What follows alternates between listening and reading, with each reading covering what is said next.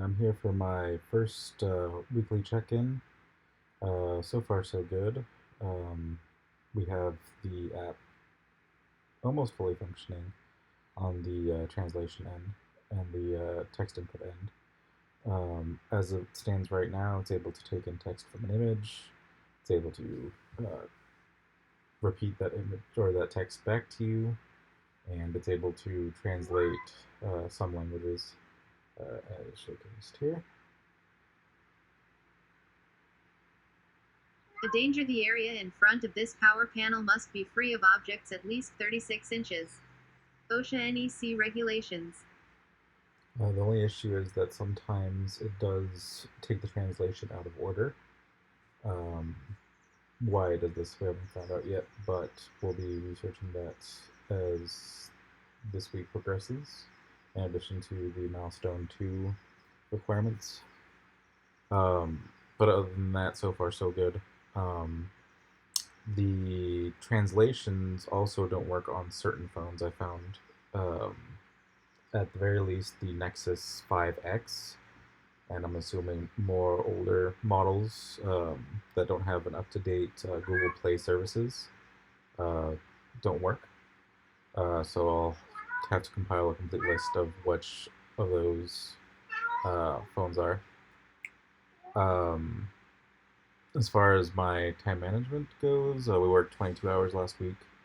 Um, Most of it, as you can see, is in software development, as well as the reference learning, design, and such communications to try to get help.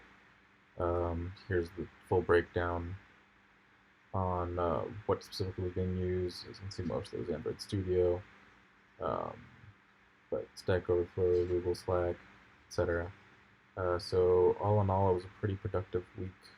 I got a lot of the bulky work done, and so now is just fine tuning, tweaking. I'm going to be adding a overlay for the camera, so that way you can tell which texts are being logged, and then eventually move into the alternative screens of actually capturing the text, implementing the actual share functionality. The preference menu is available now, but doesn't do anything just yet. So we've got the bold text, the change in the font size, and the auto read functionality.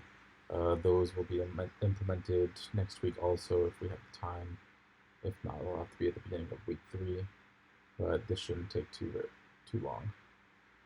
So number one is trying to fix this functionality and make sure that it reads the correct text, reads the correct order, the translations are correct, and then it can get the various languages. And then I'll have to uh, re-go over the list of languages that you can uh, translate. As I found out, some languages are only for the paid cloud version of the Firebase, so we'll have to go over that. But other than that, yep, it was a very productive week.